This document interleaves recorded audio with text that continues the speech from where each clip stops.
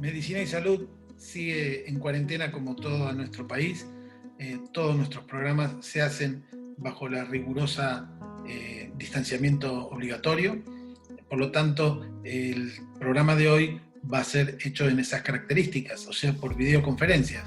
Y vamos a tener el honor de tener un conferencista muy, muy importante, es un amigo personal, pero aparte un cardiólogo intervencionista y profesor de la Universidad de la República de Uruguay, el doctor Gustavo Viñolo, que como dije es profesor agregado grado 4, el grado 5 es el grado más alto de académico en la Universidad en la República Oriental del Uruguay, él es grado 4, y está, como dije, en la Universidad de la República Oriental del Uruguay. Aparte está en el Centro Cardiológico América de Montevideo y en el Centro Cardiológico Cantegril de Maldonado, Punta del Este. Y va a estar también el doctor Pablo Stutzbach.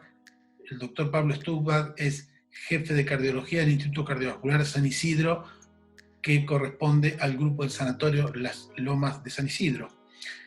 Lo que vamos a hacer es presentar un paciente que se realizó justamente en épocas de COVID, en épocas de pandemia, aunque por supuesto este paciente no tenía contaminación con COVID, pero igual es importante por las conclusiones que vamos a sacar durante la charla con los colegas. Así que en Medicina y Salud empezamos con el doctor Gustavo Viñolo y el doctor Pablo Stutzbach en un programa que creo que va a ser de interés para todos ustedes.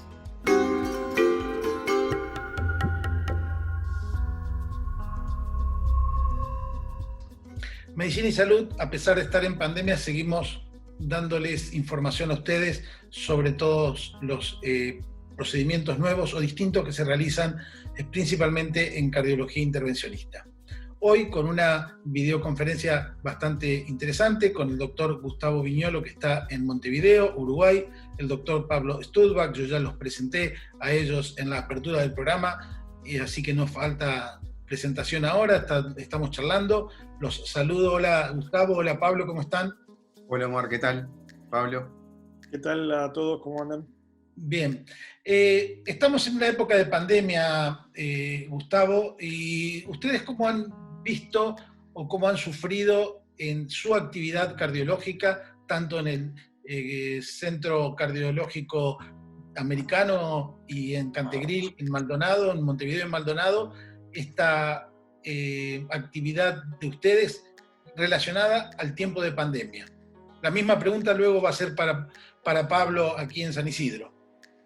Bueno, primero, gracias por la invitación. Es un gusto estar en tu programa, por el programa en sí, por la amistad que me une al doctor Santaera, en base fundamentalmente a un conocimiento que se inició en Jornada Solasi, así que muchas gracias. A Pablo también lo conozco y lo aprecio, y participó en Uruguay de algunas jornadas y con unas presentaciones muy destacadas, así que es también un gusto estar junto a él. En Uruguay la pandemia nos pegó fundamentalmente, como en principio, como un gran susto. El día 13 de marzo, cuando se definió el confinamiento no obligatorio, se generó una especie de vacío. Todo cerró, todo se transformó en virtual. Parecía como que jugaba Uruguay, porque la calle estaba en silencio, no pasaban autos, no pasaban ómnibus, todo pareció que se congelaba, y ese confinamiento voluntario, insisto, no fue obligatorio, fue acompañado de cierre de actividades comunitarias y de actividades colectivas. Se cerraron los shoppings, se cerraron los cines, no se cerraron los restaurantes. A nivel de la asistencia se cerraron las policlínicas, se cerraron las coordinaciones, y eso se acompañó de esa sensación de temor que no se concretaba y terminó, bueno, por ahora, no viene concretándose en un número de casos. Es decir, el miedo no se concretó en una montaña de casos, pero sí en una reducción de nuestra actividad médica. En el hospital se simplificó todo, la guardia se dejó a cargo de 2 personas, las policlínicas se transformaron en videoasistencia, en videomedicina, salvo situaciones particulares que debían ser asistidas en forma presencial, pero eran muy pocas. Y en el sanatorio lo que se observó, y eso fue mostrado en una encuesta que se presentó por parte del doctor Mayol en Solasi, hubo una reducción de los procedimientos de intervención entre aproximadamente alrededor 37-40%. Eso duró un mes y medio, y desde ese momento hasta ahora ha habido una recuperación franca del número de procedimientos, por lo menos en el área de intervención percutánea.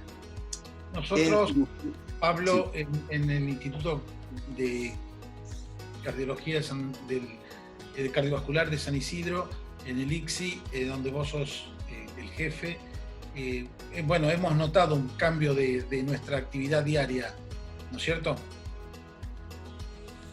Sí, bueno, pasó en Argentina, vamos a hablar de Argentina en primer lugar, pasó algo parecido a lo que comentó mi colega de Uruguay. Lo que pasó es que se cerraron muchos sistemas de atención ambulatoria, que hizo que la gente no venga a sus controles los primeros 2-3 semanas, hasta 4, porque muchos cerraron. Nosotros tomamos la política de jamás cerrar la atención ambulatoria, sobre todo para el paciente de alto riesgo. Y tuvimos una política activa de decir a los pacientes de alto riesgo, no dejen de venir. Alto riesgo, hablamos de pacientes que tenían historia de infarto, insuficiencia cardíaca, y factores de riesgo muy importantes, hipertensión de difícil control, o hipertensión con un evento previo. Entonces fuimos a buscar a esos pacientes graves, estenosas aórticas que estaban esperando una cirugía, y a decirle, vengan a los controles. Muchos vinieron, el problema es que muchos no vinieron y esperaron a estar extremadamente sintomáticos para venir. Entonces, la primera cuestión que vimos es, cayó la atención ambulatoria, la internación nunca cayó, pero los que vinieron con infartos evolucionados. Tuvimos 7 paros cardíacos en 4 meses. Nosotros tenemos 7 paros cardíacos en 4 meses, tenemos 7 paros cardíacos en 10 meses. Y tuvimos un tiempo de llegada, tiempo de isquemia de llegada significativamente mayor comparado con el mismo periodo, y tuvimos más mortalidad del infarto. ¿Por qué? Porque llegaron los pacientes con más horas de evolución, a veces ya con infartos evolucionados. Tuvimos un paciente inclusive que se hizo un trasplante de urgencia, y realmente se notó lo que se llamaba la segunda ola. En Argentina no se vio.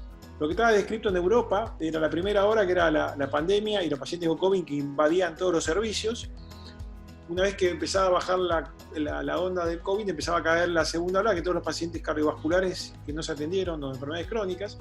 Nosotros nunca vino la primera ola, vino una pequeña olita mínima, al menos en las áreas que estábamos. Y sí vino ahora una gran ola de pacientes muy enfermos que no vinieron estos 3-4 meses cuando tenían que venir, o vinieron por el temor y una guardia muy avanzado en síntomas. Hasta el punto que tuvimos 7 reanimaciones en la guardia en un periodo de 3 meses y medio. Nunca nos había pasado. La última, una chica de 37 años, ¿no? Exacto. Entonces, creo que hoy en Argentina el impacto ya, bueno, está en Save a Life de Argentina, que es el registro de reperfusión del infarto, está mostrando ya valores con significación estadística en más Kippel en el ingreso de los infartos, es decir, que están llegando más evolucionados. Todavía mortalidad no da, pero hay una tendencia, y mayor tiempo en algunos casos de isquemia, que también ahí estamos viendo si da o no da, pero sí claramente se ve una tendencia. En nosotros sí nos dio significativamente estadístico el análisis de que vinieron con más tiempo de isquemia, con más Kippel y tuvimos más mortalidad, y a nosotros nos da significativo. En el registro TENSEI hay una tendencia, porque son más centros, obviamente. Así que ese es un poco el escenario que estamos haciendo. Lo que sí, nosotros tuvimos siempre una campaña activa de ir a buscar los pacientes de riesgo, ¿no? Tenemos en el sistema, dijimos, bueno, busquemos a toda la insuficiencia cardíaca, busquemos a todos los pacientes que estaban en plan de reemplazo valvular aórtico TAVI por síntomas, los llamamos a aneurisma de aorta abdominal que estaban grandes, había uno de 62 que estábamos por hacer, lo llamamos, vino y lo hicimos. Obviamente llamamos a todas las cardiopatías isquémicas, a los infartos recientes, a que vengan a los controles, y a los pacientes de muy alto riesgo cardiovascular, diabético, con historia de infarto, con historia de stroke o hipertenso, también los llamamos. Y eso nos permitió tener una campaña activa, pero la gente, si no la llamamos, no venía, tenía miedo a infectarse.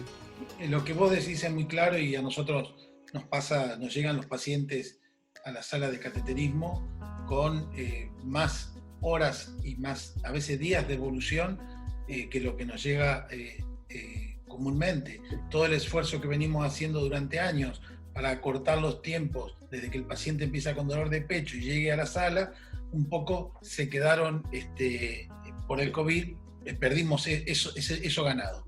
Una estrategia que no fue menor, yo estoy en la Sociedad Argentina de Cardiología, en todo lo que son recursos instruccionales. Sí, en la Sociedad Argentina de Cardiología lo que hicimos fue un rápido reflejo para alertar esto. Entonces, a las 2 semanas, o sí, más o menos a la segunda semana ya implantada la cuarentena, se armó un webinar, que hubo más de 1000 asistentes, donde la sociedad planteó su postura y preocupación por esto que iba a pasar, que terminó pasando, pero alertamos fundamentalmente a los centros de cardiología que no tengan una actitud pasiva y tengan una actitud más proactiva en todo lo que se venía de la enfermedad cardiovascular no tratada. Y recién llevamos 2 semanas, después vino todo este lío que estoy comentando yo. Y la sociedad tomó en carta, hizo recomendaciones sobre la protección. Hay una página que hicimos ahí de COVID dentro de la página SAC, donde están todas las recomendaciones de cómo hacer cardiología en era del COVID. Por ejemplo, hoy este paciente que quizás discutamos, no lo podríamos subir a una cinta por el riesgo de aerolización y de contagio al personal y a la sala. No está recomendado ni por la Sociedad Europea de ECO y de Medicina Nuclear, y también por la Sociedad Argentina de Cardiología. No recomienda el Consejo de Medicina Nuclear y el Consejo de, ¿cómo se llama?, de Ecografía hacer ecoestrés. Claro. Hacer algo farmacológico, pero no un apremio con esfuerzo físico. Sí, ustedes, Gustavo, perdón, Pablo, ustedes, Gustavo, en la práctica diaria tomaran algunas precauciones en cuanto a el tema contagio y demás, o actuaban como siempre. Lo que existe o lo que se aplicó desde el principio fue un triage en cuanto a criterios epidemiológicos y criterios médicos sobre qué podía sugerir que un paciente fuera portador o que estuviera padeciendo la enfermedad. Entonces se aplica el triage, y si el triage es desfavorable, lo que se usa sí es equipo de protección médica completo para el médico y para el equipo de enfermería, como está recomendado, ¿no? Es decir, túnica impermeable, túnica estéril, doble par de guantes, protección facial, el cuidado en el orden preciso para la colocación y remoción de los elementos para evitar contagio. Pero te puedo decir, como dato bien concreto, que esa situación ocurrió por criterio de triage, solo ocurrió en el centro nuestro, en Montevideo, ocurrió 3 veces, y ninguno de ellos en realidad fue positivo. O sea, no hemos hecho ningún procedimiento en un paciente COVID positivo, sí hemos tomado la precaución. Y para los que el triage nos da negativo, o sea que la probabilidad es muy baja de que sea COVID, un sujeto común con un problema coronario, lo único que hacemos es que el paciente usa tapaboca por la duda que, en fin, haya algún evento de tos, estornudo durante el procedimiento o algo así, pero es la única precaución, todos con el equipo habitual, por supuesto incluye el tapaboca, pero no, nada más. Ha sido, lo hemos visto, tengo que reconocer que hemos visto la gravedad de esta situación bastante de lado, no frontalmente. Qué suerte. Bueno, nosotros tomamos, o sea, en todos los pacientes, para nosotros son COVID positivos, o sea, tanto el paciente como nosotros usamos protección siempre. Y bueno, en esta época te tocó hacer un caso de un compatriota que estaba justo en cuarentena allá en la ciudad de Maldonado, y ese es un poco el motivo de este programa. Es un caso bastante interesante y quisiéramos que vos nos lo presentes. Me gustaría que Pablo, que tiene una capacidad importante desde el punto de vista clínico, nos haga comentarios y vamos a ir viendo cómo llegamos a la terapéutica de ese paciente, hablando de las cosas que hablamos todos los días. Así que, Gustavo, si nos quieres presentar el paciente, con mucho gusto. Lo primero que quería mostrar, solo porque vieron que la referencia uruguaya a la pandemia es un poco como que pasó poco. No sabemos qué va a pasar, pero lo que les quería mostrar rápidamente para terminar el tema anterior es los números hoy. Son 974 casos acumulados desde el 13 de marzo. Son que están con infección en curso, hay 74 en todo el país. Hay un lío en un departamento que se llama 33, acá con frontera seca con Brasil, y ese es el problema. Y hay 47 casos y los demás son 1, 2, 1, 1, 3, 4 y Montevideo con 14 casos. O sea, ha habido una baja penetración del virus y por eso es que la verdad es que nuestra experiencia con el COVID es escasa. Siempre estamos esperando que aparezca uno, pero lo hemos visto acorde a estos números. Pero yendo en concreto a la situación, esta es una muy breve presentación.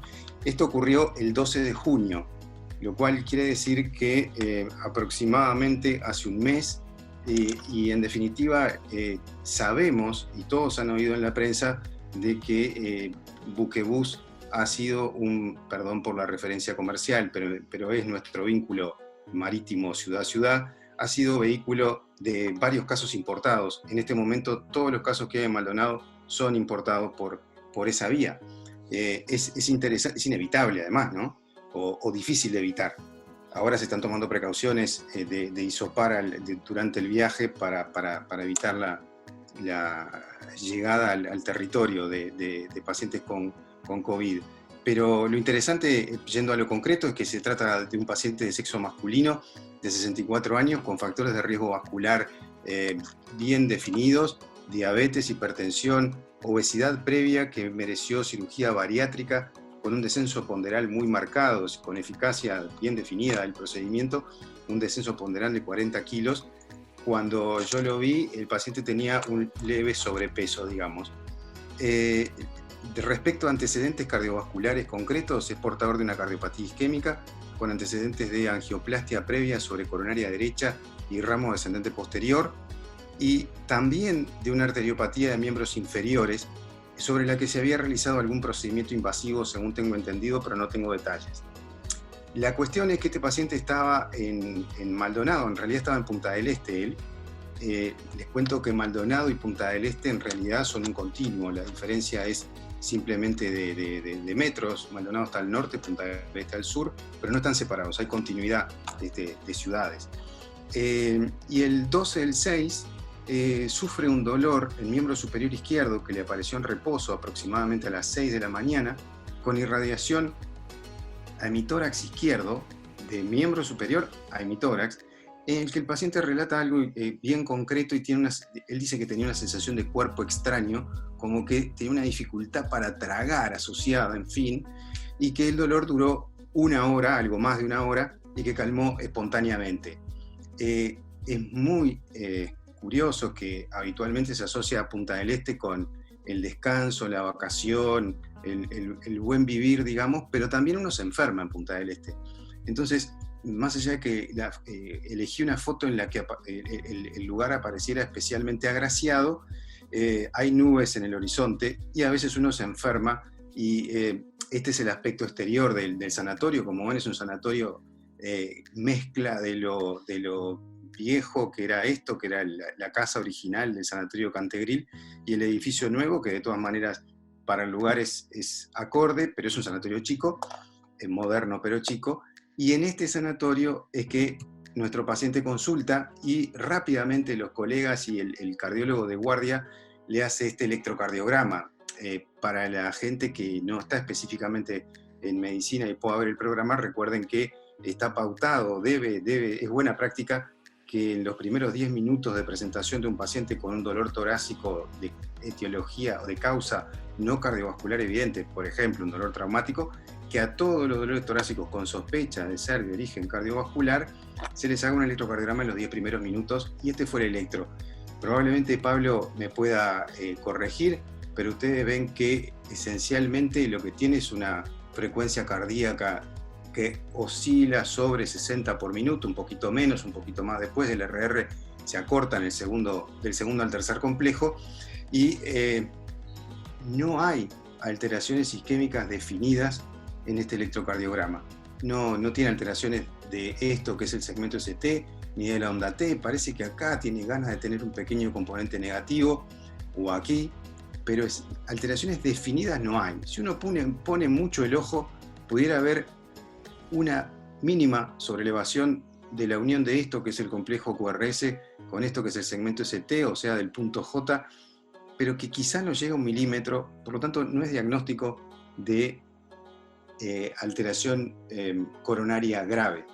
Pero el equipo tratante tenía la percepción, por el perfil de riesgo del paciente y por la historia clínica que él contaba, de que este dolor muy probablemente fuera de origen coronario. Recuerden, antecedente, es un paciente panvascular con enfermedad vascular difusa, es diabético, es hipertenso, y tiene una angioplastia realizada, o sea, ya tiene eventos coronarios previos o una situación de isquemia coronaria que motivó una angioplastia. Por lo tanto, lo que se realizó fue basarse en 3 pilares: el pilar clínico, el pilar electrocardiográfico y el pilar humoral, para definir si este paciente tenía un síndrome coronario agudo, qué tipo de síndrome coronario agudo y cuál era el riesgo del mismo. Por eso la estratificación del riesgo. Esto es absolutamente mandatorio. La estratificación de riesgo debe ser un continuo durante la evaluación del paciente con un síndrome coronario, y los 3 pilares los repasamos rápidamente. El pilar clínico marcó que el paciente, para el cardiólogo actuante en emergencia, era un síndrome coronario agudo.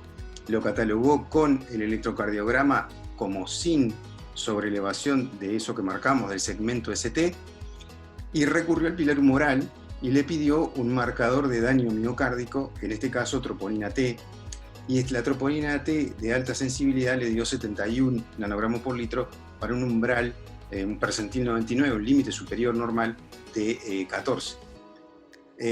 Con esta situación, el paciente quedó en una evaluación que podíamos de repente tratar de poner en este esquema de la pauta de la Sociedad Europea de Cardiología, en donde paciente con dolor torácico agudo, que era el caso, si las troponinas son menores del límite superior normal y el dolor tiene más de 6 horas, lo puedo, con algunas salvedades, específicamente si no hay score de riesgo elevado, lo podría enviar a uno de los estudios que decía el doctor Stuttgart, o darlo de alta, dependiendo de la situación.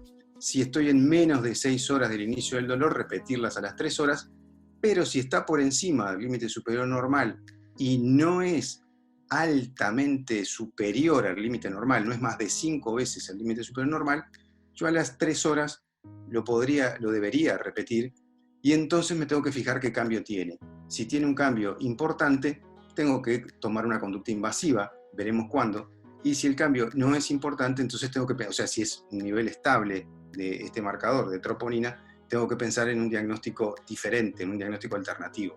Te interrumpo un instante. Y dale. Pablo, hasta aquí, ¿cómo lo verías vos el Instituto Cardiovascular San Isidro? Sí,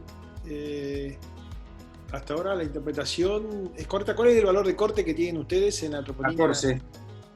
14. 14. Bien. Sí, claramente sería un síndrome sin ST. ¿Algunos datos previos del paciente? ¿Con qué medicación venía, dijiste? Venía con, creo que rosuvastatina y el esquema que traía era doble antiagregación o simplemente aspirina. Aspirina. Simplemente aspirina. Está bien, ¿y la estatina estaba con qué dosis? Creo que altas, bajas. No, creo que estaba con 40 de atorva. Bien. Está bien. ¿Y los controles de diabetes cómo venían? ¿Venían bien? ¿Venían estables? ¿Estaba tomando medicación para la diabetes? El valor que yo conozco de glicemia del paciente fue el de la primera rutina, digamos, de la primera análisis cuando se sacó sangre para troponina, y en ese momento tenía 1,49. Creo, yo lo conozco al paciente, de hecho, que hablamos de este paciente con Gustavo. El paciente, después de la cirugía bariátrica, mejoró sus niveles de glucemia y prácticamente estaba sin medicación. El último antecedente, ¿cuándo había sido la angioplastia? ¿Tenía más de un año la angioplastia? 4 años. 4 años habíamos dicho, bien. No, algunos comentarios, cómo hoy quizás enfocaríamos este paciente. Hablo de cómo sería lo ideal que llegue este paciente en lo que llamamos estrategia de prevención secundaria hoy en función de la evidencia. Este es un paciente que llevaba más de 4 años. La enfermedad entraría fuera de lo que es las estrategias agresivas de doble integración, que sobre todo la tenemos el primer año. Doble integración es tomar dos drogas que bloqueen las plaquetas. Puede ser aspirina clopidogrel, puede ser aspirina ticagrelor, puede ser aspirina clopidogrel. El paciente por la edad podría haber recibido cualquier otro esquema, el que uno prefiera. Nosotros preferimos usar ticagrelor o prasugrel en el contexto si el evento fue agudo por la causa de angioplastia que tuvo hace 4 años. Pero pasado el año, en un paciente con diabetes y enfermedad vascular periférica, probablemente la estrategia de tratamiento antitrombótico podría girarse hacia lo que hoy llamamos un paciente COMPASS. Paciente COMPASS para nosotros es un paciente con más de un territorio vascular, en este caso el de miembros inferiores, donde la estrategia ahí podría ser aspirina más bajas dosis de rivaroxaban 2,5 cada 12 horas, obviamente siempre después del año del evento agudo. Esa como estrategia antitrombótica, quizás hoy este paciente, las guías dirían, este es un candidato del COMPASS, un paciente del COMPASS se beneficia claramente en eventos combinados y muerte, en ellos incluido, si voy con esa estrategia antitrombótica. Desde el punto de vista de los valores de tratamiento de alta intensidad, por ser un paciente de muy alto riesgo, obviamente la alta intensidad es atorva 40-80 preferiblemente, sobre todo el primer año en los pacientes agudos, rosuvastatina 20 o 40, tratando de hoy, según las guías, manejar un LDL menor de 55. Si no alcanza con la estatina a altas dosis, se combina ezetimibe de 10 miligramos para llegar a ese valor o ese objetivo del LDL, y en caso de no llegar a ese valor, hoy el PCSK9 está empezando a ganar espacio. El limitante claramente que tenemos del PCSK9 es la financiación por el alto costo que tiene, pero eso sería un poco la estrategia del paciente de cómo hoy trataríamos de manejar un paciente de estos, y obviamente con un control de la diabetes en función de actividad física, de descenso de peso y una serie de estrategias para el tratamiento de la glucemia. Y quizás hoy sabemos que los GL1 son de las drogas hipoglucemiantes que tenemos las que mejor trabajan sobre el evento. Hoy no trabajamos en la diabetes sobre bajar la glucemia, sino en bajar los eventos. Y para bajar eventos aterotrombóticos, como probablemente se ha tenido este paciente en este momento, hoy, si el paciente lo puede pagar, porque también son caros, los GL1 serían una muy buena opción al clásico tratamiento solamente con metformina que teníamos en caso de necesitarlo. Pero un poco ahora para redondear, ¿cómo sería hoy el manejo de prevención secundaria y cómo un paciente hoy debería llegar más allá que pueda tener recurrencia de evento como tuvo este caso? Y Gustavo, entonces al paciente lo dejaron en observación. El paciente sí se dio una situación, para salir un poco de la formalidad, se dio una situación muy interesante porque se le dijo que la intención era repetir la dosificación de troponina y cuando me llaman para que me interesara por el paciente me dicen que el paciente estaba en lo que nosotros llamamos la cantina del sanatorio, en el bar, estaba comiendo vestido de particular y sin ningún control. Y bueno, el paciente en realidad se sentía muy bien. La evolución del punto de vista clínico era indolente. Se hizo la segunda dosificación de troponina, de acuerdo a lo que habíamos señalado, y fue de 4.153. Entonces, eso define esta situación, ¿verdad? Que en realidad el paciente, más allá de que ya tenía elementos de riesgo como son la diabetes y la angioplastia previa y otros más que no están en esta tabla, pero que a uno le pesan, como la arteriopatía obstructiva de miembros inferiores, él tenía criterios de alto riesgo, que fundamentalmente era el ascenso dramático en las cifras de troponina. Por lo tanto, lo que le planteamos al paciente de manera casi inmediata fue que, por supuesto, la indicación de ver las coronarias de coronariografía estaba absolutamente establecida y era absolutamente formal, que estaba en un nivel de riesgo, como se ve en el nivel naranja, digamos, de alto riesgo, y que ese mismo día teníamos que hacerle el procedimiento, y como eran las 7 de la tarde, se lo hicimos de manera inmediata. El electrocardiograma no tenía cambios, y al entrar a la sala de hemodinamia era exactamente igual al que les mostré. O sea, no había cambiado.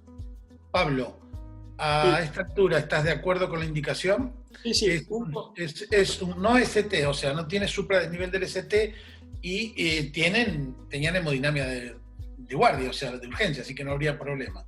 Totalmente de acuerdo. Recientemente, este paciente, como ya venía medicado y antiagregado, simplemente con aspirina, quizás acá las preguntas en los síndromes no cocina-ST es si espero a tener la anatomía antes de iniciar la doble antiagregación para definir si el paciente no necesita cirugía o no, como alternativa, porque iniciar un tratamiento de doble antiagregación ahora, en el caso de él traía solamente aspirina, y si yo elijo, por ejemplo, antiagregantes fuertes, como hablamos el Prasugrel, son 7 días que hay que esperar para un procedimiento, con el Ticagrelor hay que esperar 3 días, con el Clopid hay que esperar 5, se plantea muchas veces no antiagregar en estos casos, estudiarlos rápidamente y decidir por si hay necesidad de cirugía. En Argentina, los síndromes coronosos agudos, en el registro EPICOR, solamente van a cirugía al 4%, en el registro que está publicado hace un año en la revista de la Sociedad Argentina de Cardiología. Lo que sí se sabe es que si yo lo voy a estudiar rápido al paciente, me puedo dar el lujo, por pocas horas, de solamente dejarlo en este caso con aspirina. Ahora, si al paciente lo voy a estudiar al día siguiente porque el sistema no da, porque no puedo, no tengo mi dinamista, decidí estudiarlo, ahí sí ya tengo que doble antiagregarlo por el riesgo de eventos isquémicos mucho más alto. Entonces, si en este caso decidieron estudiarlo rápidamente, podés obviar iniciar la doble antiagregación hasta que no tengas anatomía. Por esta cuestión nada más del riesgo de necesitar una cirugía, y en caso de estar con doble antiagregación, esto incrementaría los riesgos de sangrado en la cirugía, que son una de las causas más importantes de sangrado en todos los trabajos, cuando tuvieron que ir a cirugía a los pacientes y lo habían doble antiagregado antes de conocer la anatomía. En caso de decidir antiagregantes, acá elegiría Clopidogrel o elegiría Ticagrelor, porque el Prasugrel, para elegirlo, tengo que conocer la anatomía. En caso de tener que esperar al día siguiente. Si lo voy a estudiar en forma inmediata, podría ir a estudiarlo como está el paciente, solamente con aspirina. Y entonces, comparto absolutamente la indicación de estudiarlo. Para mí es un síndrome coronario CNST de alto riesgo. El único dato que quizás, no sé si tenían, era una función ventricular, un eco para ver función y si había regionalidad o no, pero igual no cambia la conducta tener o no el eco en este caso. Contanos, sí. Gustavo, entonces. Del punto de vista de la ecocardiografía, sí, se le había hecho un ecocardiograma que no puse en la presentación, pero tampoco había alteraciones segmentarias y la función era buena. La función era algo de 58% de FEBI, una cosa por el estilo, de fracción de eyección. Probablemente eso nos esté hablando de un territorio chico, de una arteria chica. Si con ese nivel de troponinas uno esperaría, más allá que el electro también habla de una arteria chica. Habitualmente hay arterias que no vemos, circunflejas chiquitas, diagonales chiquitas que a veces no se expresan en el electro, a veces sí, también si son grandes. Pero si el eco era normal, no había trastorno segmentario de motilidad, probablemente estemos hablando de un territorio chico involucrado, aunque obviamente la verdad de la amenaza la va a dar la coronografía. Sí, fue muy interesante porque cuando vi al paciente antes de tener el valor de la segunda troponina, lo vi tan ambulatorio, lo vi tan fuera del sistema hospitalario que dije, cuando le digamos que hay que hacerle un cateterismo ahora o dentro de en este rato que sigue, me va a decir que no. Y se sacó la campera y se acostó en la camilla, me dijo, adelante. Así que bueno, rápidamente y sin modificar el estado de antiagregación, debo reconocer que yo tampoco sabía de la angioplastia previa, pero no tenía conocimiento de la anatomía, no había visto imágenes previas. Y eso es un dato al que nos vamos a enfrentar, me parece mucho, porque la situación de este compatriota de ustedes, especialmente en Punta del Este, es muy frecuente. Hay una población muy importante. El Centro Cardiológico del Este, que es donde se hizo el procedimiento, empezó a trabajar en marzo de este año. Es una extensión del Centro Cardiológico Americano de Montevideo. Y bueno, estos son enfermeros y enfermeras que trabajan allí. Por eso, como es un centro muy, muy nuevo al que nosotros concurrimos, hay un staff fijo de gente joven que se fue a vivir allí, y los no tan jóvenes o los bien veteranos los asistimos alternativamente a lo largo de la semana para dar respaldo, y ahí estábamos. Y bueno, fuimos por acceso radial derecho. Esta es la coronaria derecha. Se ve muy bien la imagen del stent implantado previamente, sin estenosis residual. Al contrario, está un poquito oversize, ahí está muy bien, el resultado es muy bueno. El resto de la coronaria derecha parece que no tuviera estenosis significativa. Ahí se vio el stent nuevamente en tercio medio. Esto es una craneal izquierda. En el origen del ramo descendente posterior, que es hay una lesión moderada allí. El resto del ramo posterolateral termina en un lecho fino, pero da un buen ramo posteroventricular izquierdo. Aquí está la oblicua derecha de la coronaria derecha. Tiene la lesión moderada ostial del descendente posterior. Y si ustedes miran en la parte superior de la imagen, ahí se me vino el menú, pero se ve alguna imagen compatible con calcio en territorio de coronaria izquierda, pero la verdad es que yo hice ese movimiento de paneo final para ver si veía algo de circulación coronaria heterocoronaria a la izquierda, y yo no lo veo. Les muestro la coronaria izquierda. Tiene, como bien dijo Stuttbach, hay vasos finos. Tenemos el tronco de coronaria izquierda, a continuación del catéter, su bifurcación en un ramo que sigue hacia adelante, o sea, a lo que es nuestra derecha, y un ramo que va para abajo, que es la arteria circunfleja, o sea, descendente anterior, circunfleja, y la descendente anterior tiene un tramo lesionado extenso, da un ramo septal con una lesión bien severa en punta de lápiz ostial. Les sigo mostrando para mejorar la definición. Entonces tenemos aquí otro ramo, que es el ramo intermediario o medialis, como lo quieran llamar, que se desplegó en el tronco, que en realidad se trifurca y tiene una lesión severa ostial, también bien en punta de lápiz. Parece que no hubiera continuidad anatómica allí, o continuidad de contraste a ese nivel. Y aquí está la lesión de descendente anterior, que la vemos aquí. Entonces, tenemos primer septal, ramo intermediario, descendente anterior, y este ramo que nace antes de la lesión crítica, que es un ramo diagonal, un ramo que va a la pared anterolateral del ventrículo izquierdo, que tiene una lesión severa ostial. ¿Querés pararlo? ¿Perdón? ¿Podrías pararlo? Sí, cómo no, donde quieras. Donde vos digas, cuando tengamos mejor visión. Un poquito más. Voy. Un poquito más. Ahí. Bien. Adelante. No, me gustaría... creo que tenés alguna imagen más. Sí, tengo. Sí, bueno, terminamos con esto. Después le preguntamos a Pablo qué opina él. Te digo, me gustaría mostrar específicamente esta vista, la caudal izquierda, la Spider. Me parece que resume bastante lo que vimos. Tenemos una circunfleja fina, también lesionada. Son vasos con el aspecto que suelen observarse en los pacientes con enfermedad diabética evolucionada. Este es el ramo intermediario, que viene a cubrir en parte lo que la circunfleja no cubre. Este es el primer ramo diagonal, que también tiene lesión. Aquí tienen el ramo septal, que era el que tenía la lesión crítica, aquella que veíamos en la primera imagen de la coronaria izquierda, y esta es la descendente anterior, que tiene esa lesión allí. También es interesante ver que acá está, que la lesión de la descendente anterior empieza antes. O sea, no es solo lo crítico, es un tramo, es un segmento lesionado de descendente anterior, que empieza aquí, donde empieza a perder calibre, y sigue hasta donde recupera un calibre discreto, digamos. Entonces, esto es lo que les quiero mostrar. Me parece significativo que la lesión de la descendente anterior, el tramo lesionado, el sector, empieza aquí y se extiende, en fin, en un vaso fino distal.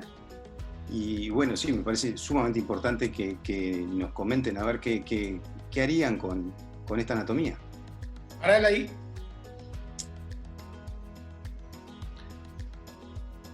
Perfecto. Ya voy. Por ejemplo, sí. Acá. Yo tengo las imágenes de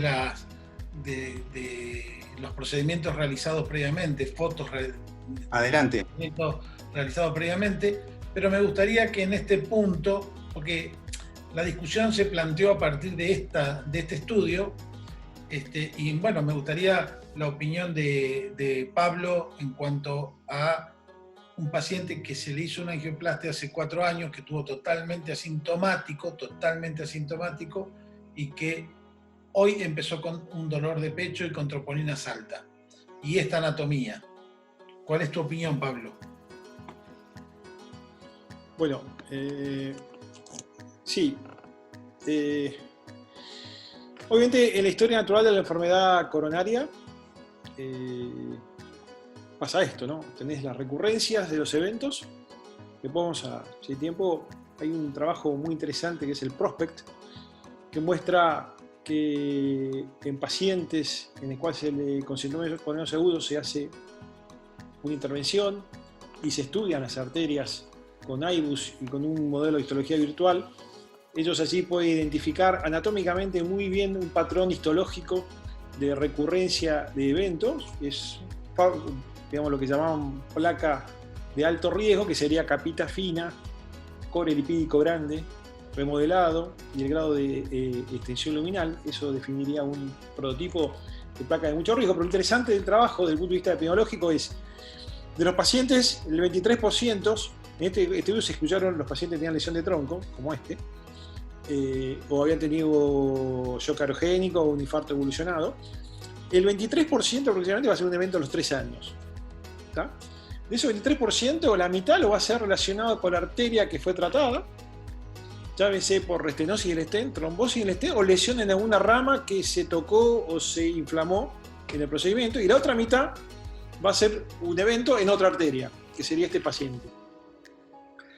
Y eso hoy se puede predecir, al menos con esta histología virtual, pero está dentro de la historia natural de lo que le pasa a un paciente que tuvo un evento hace 3 o 4 años atrás, que vuelva a pasar lo que ocurrió acá.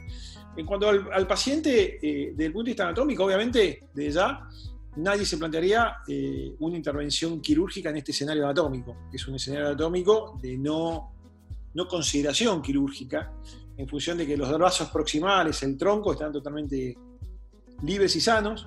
La derecha, dentro de todo, está bien, más allá de esa lesión difusa distal, y está esa lesión en la DA, que es tercio medio y un poquito más bien distal, que sería el gran tema. Obviamente, creo que esa lesión de DA, uno trataría de resolverla. Hay que ver ahí el tema de la bifurcación, que si no nos llevamos puesta alguna rama ahí, eso ustedes son más, digamos, tienen mucho más experiencia que nosotros, pero obviamente trataría de resolver esa lesión crítica de la DA, si fuera posible. Entiendo que es una lesión larga y es un problema, pues es larga, ¿no? La lesión. Pero creo que es una anatomía para resolver en este momento, ¿no? El paciente, si lo dejo evolucionar naturalmente, con tratamiento médico con esa anatomía va a andar mal. Obvio. En su momento se planteó la discusión a través del Río de la Plata, no una discusión, sino una charla entre colegas, de si este paciente debía ser sometido a cirugía o debía ser sometido a una angioplastia. Lo importante es que esto era un paciente con un síndrome coronario agudo sin ST, con una lesión crítica de una arteria y con TIMI 3, o sea, con el flujo de esa arteria conservado, lo cual nos podía dar tiempo a discutir. Y en esa discusión conseguimos sus fotos de las películas previas, que yo las voy a compartir ahora desde mi pantalla,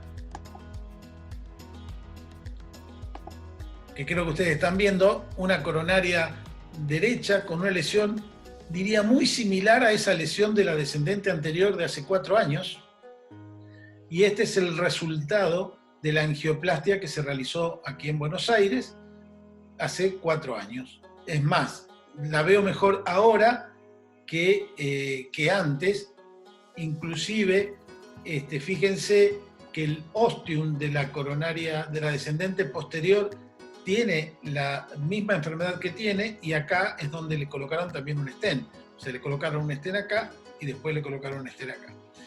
Y lo que definía la conducta era qué tenía en la coronaria izquierda. Y la coronaria izquierda tenía lo que ustedes están viendo en este momento. Disculpen que estoy encimando fotos, pero el tronco, como lo habíamos visto, esa enfermedad difusa proximal, el ramo intermedio muy parecido al de ahora, una circunfleja chica, una diagonal con algún tipo de enfermedad, y por supuesto lo que nos dio la pauta de que cambió, lo que había cambiado es que la arteria descendente anterior no tenía lesión en el lugar donde ahora sí tiene lesión, que es lo que había visto el doctor Viñolo en el estudio.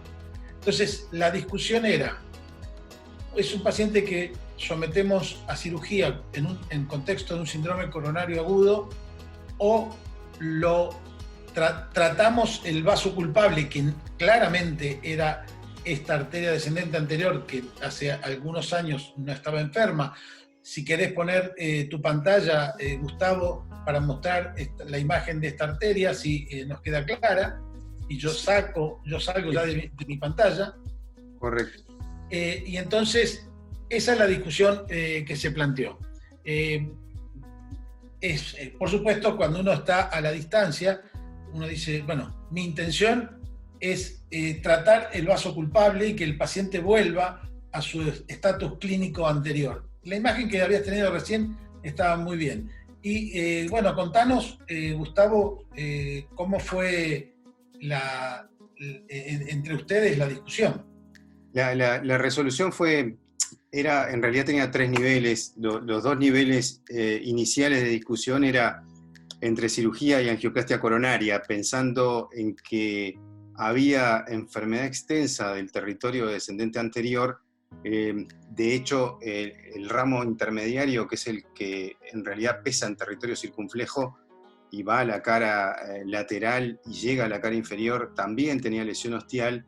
El puente mamario en los diabéticos es el que hace diferencia a la larga. Entonces dijimos, hay complejidad anatómica, hay diabetes, la cirugía probablemente provee una revascularización más completa, pero la angioplastia coronaria tiene menor complejidad, por lo menos para el paciente, suele ser mejor tolerada en la etapa aguda. Podemos tratar el vaso culpable, y nos preguntábamos si en ese momento había que hacer angioplastia multivaso. Entonces, lo que fuimos despejando de la ecuación fue que angioplastia multivaso en ese momento no había que hacer, que si teníamos que tratar un vaso era tratar el vaso culpable. Y este es el segundo nivel de discusión, es cirugía contra angioplastia del vaso culpable, pero no íbamos a hacer no estaba en el plan hacer una revascularización completa. La cuestión era el vaso culpable, pero ¿qué lesión o qué parte de la lesión? ¿Por qué? Porque volviendo al cateterismo, si uno mira esto, uno podría decir, ok, lo que hay que tratar, quiero aclarar que esto ocurrió un viernes de noche, sin las imágenes disponibles. Entonces uno estaba en que en el planteo mental de que la lesión de descendente anterior empezaba acá, donde empieza a perder calibre. Entonces, como bien dijo el doctor Stuttgart, si uno trata de acá hasta acá, en realidad tiene posibilidad de ocluir este ramo septal, que muy probablemente es muy valioso para el paciente porque no veo otro de este porte, y también le podría ocluir este ramo, el ramo diagonal. Lo voy a poner en movimiento para que vean la masa calcificada, la piedra de calcio que hay acá. Esto es un territorio ateromatoso bien definido y calcificado, pero ahí hay una piedra de calcio. Entonces yo puedo tener problema de expansión del stent, puedo tener por el ángulo menor de 70 grados con el diagonal, puedo tener shift de carina, entonces puedo tener oclusión de ese ramo diagonal. Entonces lo que pensamos realmente estábamos en una situación incómoda desde el punto de vista de qué hacemos con este hombre. Pero, como siempre, hay un amigo que te avisa que la diferencia sustancial del cateterismo previo con este era esta lesión o este sector lesionado de la descendente anterior. Entonces, lo que dijimos es, ok, vamos a mirar bien y desplegar bien este territorio. Y entonces, junto con ese amigo que es el doctor Santaera, lo que encontramos es esto, y es que, de acuerdo a lo que nos pidió el doctor Stuttbach, cuidado con ocluir una rama colateral, lo que dijimos es, ok, pero yo acá tengo lugar para poner un stent desde la bifurcación en adelante. O sea, consideremos que esto es una lesión crítica desde la propia carina hacia distal. Entonces, habiendo pensado y descansado la noche correspondiente, a primera hora del sábado, lo que hicimos fue antiagregarlo durante la noche. Lo que usamos nosotros fue clopidogrel y lo llevamos a sala con esa premisa terapéutica. Pusimos una guía en el ramo diagonal porque nadie está libre de cometer un error, tener una pérdida geográfica, y no queríamos que nos pasara, que no perder referencia del ramo si ocurría un compromiso de flujo. Y entonces, en esta posición que despliega también la anatomía, lo que hicimos fue predilatar la lesión porque la vimos calcificada. Utilizamos un balón 2.0 por 15, retomó calibre, tampoco nada muy espectacular, y le pusimos un stent 2.5 por 15, un stent Science, liberador de verolimus, o sea, una droga antiproliferativa de eficacia probada. Recordemos que en Uruguay todos los stents son Science, no hay otra marca. Es una situación, es un monopolio que el Estado usa para reducir costos, pero usa quizá el stent de mejor calidad globalmente considerado. O sea que eso nos da tranquilidad. Y tuvimos un buen resultado sobre el vaso distal. Hay homogeneidad de calibre con el vaso distal, pero en el vaso proximal nos parecía que faltaba calibre, entonces lo posdilatamos hasta 2,75 con un stent 2,75 12 de longitud más corta que el stent, no complaciente. Diga. Con un balón, no complaciente. Perdón, sí, con un balón NC no complaciente, un marca Trek en concreto. Estos lo llevamos a 2,75 al stent, ahí está insuflado. Y creo que el resultado fue bueno. Sacamos las guías y el resultado es bueno, con flujo mantenido. Detenernos en esta imagen. Perdón, que lo detenga. Sí, ya voy. En la imagen. Ya voy. Perfecto. Por ahí más o menos. Ahí estamos. Bueno, lo que estamos viendo ahí es la misma arteriografía que tenía el señor hace 4 años.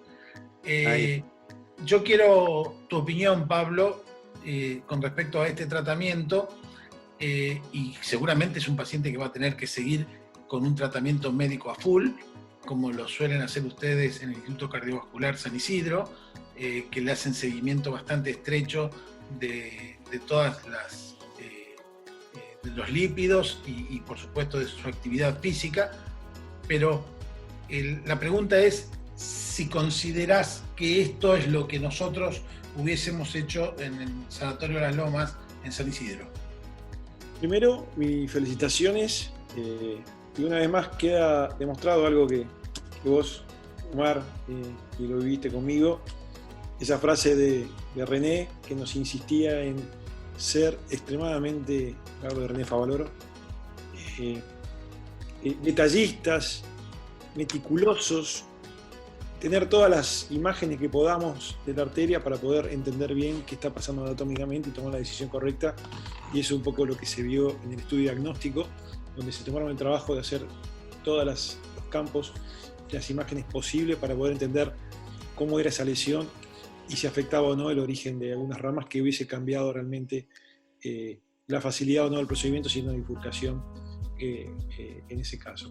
Así que mi primer respeto y felicitaciones por lo precisos en obtener buenas imágenes y entender bien qué tenían que hacer, y es lo que creo que también hubiésemos hecho nosotros en Las Lomas, era esencialmente definir bien la extensión de esa lesión del stent anterior. Comparto absolutamente, eligieron aparte un stent excelente. Me parece que es un paciente para dejarlo así. ¿Por qué? Porque tiene muchas lesiones difusas, es un paciente que también hubiese sido difícil en el caso de tener que hacer un bypass, implantar un mamario en esa arteria difusamente enferma. No andan tan bien, es decir, el mamario es extraordinario, uno ve pacientes de 35 años con un mamario funcionando hasta el día de hoy, o más inclusive, pero si hay mucha lesión y enfermedad difusa, a veces esa eficacia se pierde por la misma arteria nativa, no por la mamaria en sí. Así que creo que fue una decisión excelente, es la que hubiésemos hecho nosotros, y lo que sí hay que ser extremadamente agresivo en estrategia de prevención secundaria a este paciente. Obviamente, a mi criterio, es un paciente, si tiene bajo riesgo de sangrado, para DAPT el primer año, y después del primer año de DAPT, ver qué opción elijo. Sigo con DAPT un año más o 2. Explicamos a la gente que DAPT es copas, como dijimos, pero explicamos que DAPT es doble antiagregación plaquetaria, o sea que el paciente va a recibir aspirina y algún otro agregante plaquetario que puede ser clopidogrel, ticagrelol o prasugrel, de acuerdo a lo que su cardiólogo clínico le diga. Es para que entienda la gente. Se preguntará mucho por qué tanto lío y no me dejan. No, porque cuando yo doy una estrategia de doble antiagregación, incremento los riesgos de que el paciente pueda sangrar. En este caso, ser un paciente de 64 años y no teniendo historia de sangrado, uno puede ser agresivo. El problema se complica cuando tenemos pacientes más añosos, y ahí doble antiagregar o bloquear tanto las plaquetas se asocia a sangrado. Hay una ecuación en cardiología y sobre todo en cardiopatía isquémica, esa ecuación, cuánto bloqueo para que no se me tape una arteria y qué riesgo tengo de sangrar, lo usamos prevalentemente. En este paciente yo sería extremadamente agresivo en la estrategia de antiagregación y obviamente en la estrategia de reducción de los valores de LDL y el control glucémico. Una pregunta, ¿qué pruebas funcionales, qué controles le harías a este paciente dentro de esto? Hace un mes, todavía estamos muy reciente. Les aclaro, el paciente está caminando 15 a 20 cuadras por día, está totalmente asintomático, volvió a su estatus clínico anterior, por lo tanto, eso que nosotros presuponíamos se logró. Y bueno, ¿cuál sería la estrategia a seguir en cuanto a controles diagnósticos? Y bueno, lo terapéutico ya nos dijiste, una doble antiagregación plaquetaria, una hipolipemiantes en forma furiosa, mantener su diabetes baja, si es hipertenso mantener su presión baja, y ejercicio, por supuesto, que es fundamental. Pero ¿cómo lo controlarías, Pablo? Hoy en COVID, la anatomía ya nos permite saber dónde estamos parados. Hoy en COVID no podemos subir una cinta para evaluar si esa lesión de circunfleja tiene alguna repercusión o no. A veces uno hace, supongamos que tenemos un escenario no COVID, uno a veces los sube a estos pacientes al mes a la cinta para ver la intensidad de la rehabilitación cardiovascular que puede hacer la actividad física, sobre todo cuando está esa lesión residual ahí que quedó, para ver si genera algún grado de isquemia y le puede llegar a dar algún grado de riesgo al paciente cuando lo hago someter a actividad física. Pero el hecho simple de estar asintomático cuando camina, yo ya me deja tranquilo un buen interrogatorio. Así que no es, inclusive en la guía no es claro esto que estoy planteando.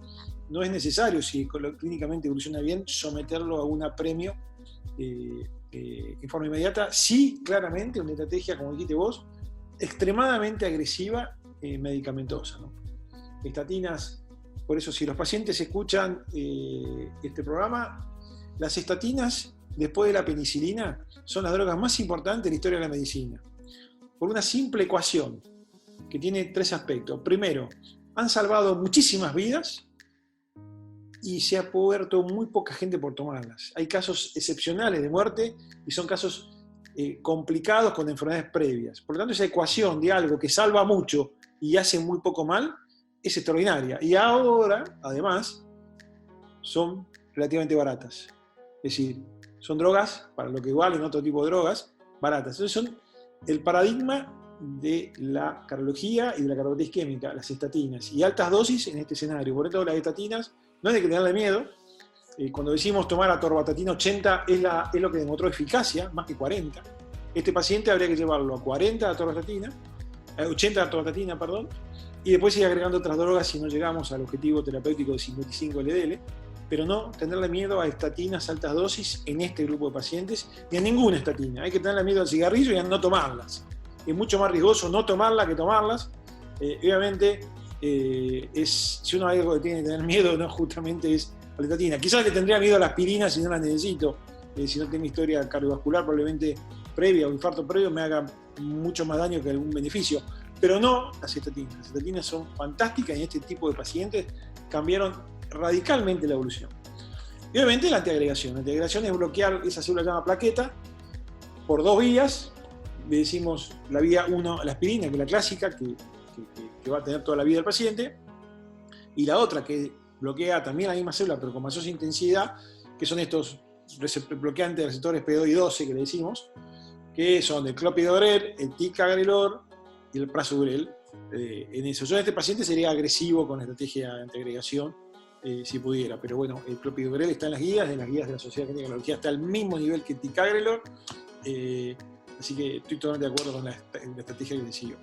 Gustavo, nos quedan unos minutos para que hagas un cierre y una opinión final tuya, después lo haremos con Pablo al final, y si tenés alguna consideración en especial. Sí, varias. Lo primero es que este paciente no se contaminó por la era COVID. Es decir, él tuvo el dolor a las 6 de la mañana y rápidamente, no sé, justo no recuerdo la hora, pero rápidamente en la mañana él consultó. O sea, no tuvo ese problema de miedo, de que me voy a contagiar, de que no voy, se me pasó, entonces no voy. Ese me parece que es un mensaje. Es decir, en contra de lo que habíamos hablado al principio, este es un ejemplo de alguien que consultó rápido. Él no sabía la gravedad de lo que tenía, sí sabía que padecía enfermedad cardiovascular y entonces fue. O sea que esa conducta debe ser estimulada y es responsabilidad nuestra transmitirle a la población de que los recaudos se toman y que por acercarse al hospital no necesariamente se va a contagiar. Eso es una situación excepcional y para la que tomamos todos los recaudos necesarios. La segunda es que hay que seguir los controles médicos, porque lo acaba de decir el doctor Stuttgart, para llegar a 55 de HDL hay que ser prolijo en lo higiénico, dietético y medicamentoso. Realmente hay que serlo. Se puede, pero tenemos que seguir controles de manera muy aplicada. Y también me parece que yendo más a lo técnico, otra enseñanza que transmite este paciente es que deberíamos tener, es muy difícil desde el punto de vista internacional, pero deberíamos tener sistemas informáticos médicos que nos permitan en todo momento tener información previa del paciente. La conducta realmente que tomamos, si Omar no nos hubiera contado exactamente, él hizo una resta, ¿qué tiene hoy menos lo que tenía hace 4 años? Es esto solamente, no hay progresión de las demás lesiones, entonces tratemos esta y entonces todo es mucho más sencillo. Creo que ese intentar tener toda la información disponible vale, y en especial en este tipo de pacientes creo que tienen que viajar con una carpeta o con un pendrive o con algo en donde haya información. Yo siempre lo digo, en el teléfono tienen que tener todos sus estudios. En la nube o en una carpeta, en donde quieran. Perfecto. Gracias, Gustavo. Pablo. Comentaba que estoy totalmente de acuerdo con todo lo que se dijo. Sí, lo que hay que entender estos pacientes que es la enfermedad coronaria es un continuo.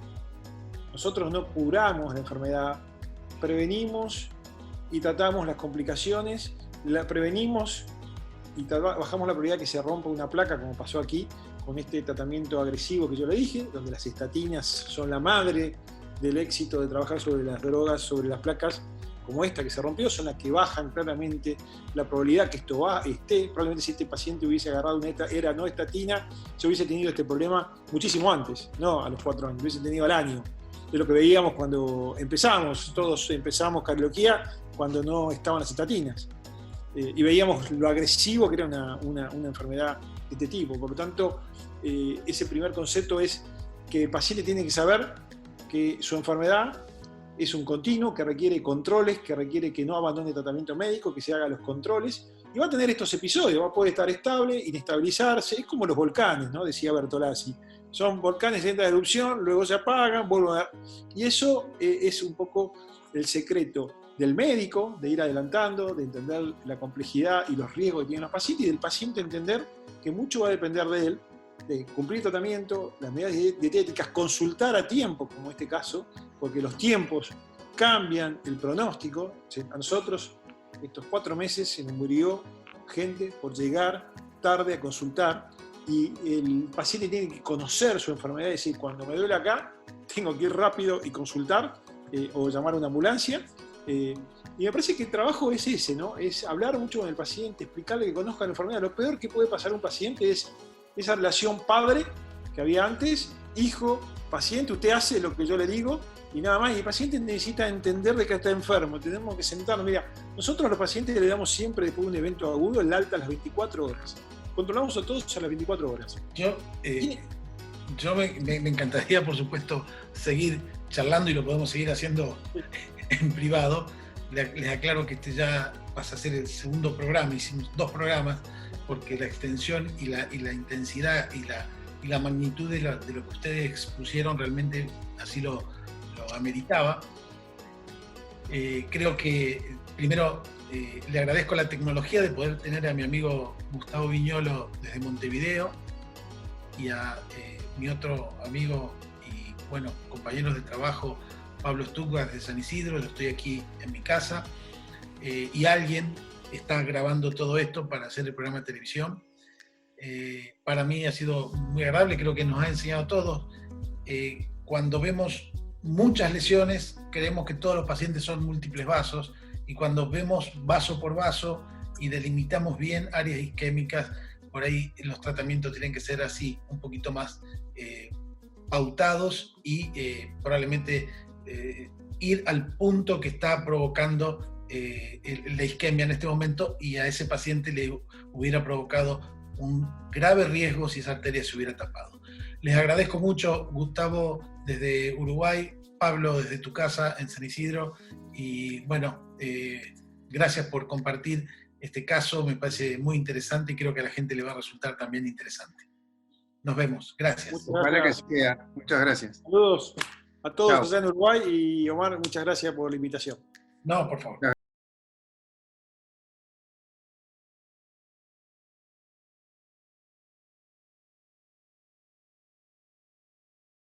Doctor Viñolo y del doctor Pablo Stuttgart, agradeciendo a Medicina y Salud que lo hayamos invitado. Los que somos agradecidos somos nosotros por la presencia de ellos, y los agradecidos también con ustedes que siempre ven nuestro programa y nos hacen comentarios en nuestras redes sociales, en Facebook, en Instagram, en YouTube o en Twitter. Siempre estamos a disposición de ustedes para contestar todas las preguntas que puedan tener sobre este tipo de patología cardíaca u otro tipo de patología cardiovascular. Hemos recibido preguntas sobre otras patologías no cardíacas en Medicina y Salud, de las cuales nosotros no estamos preparados, y por supuesto la respuesta es que se dirijan a especialistas y demás. Por eso traten de centrar las preguntas que tengan en cuanto a dudas sobre patologías cardiovasculares. En Medicina y Salud, como siempre, agradecemos a ustedes, y ojalá que pronto podamos estar con las cámaras dentro de una sala o en los estudios, pero bueno, de esta manera, con estas videoconferencias que podemos hacer desde distintos lugares y hacer un programa adecuado, tratamos de llegar a ustedes como todas las semanas desde hace 20 años. Gracias por continuar en Medicina y Salud.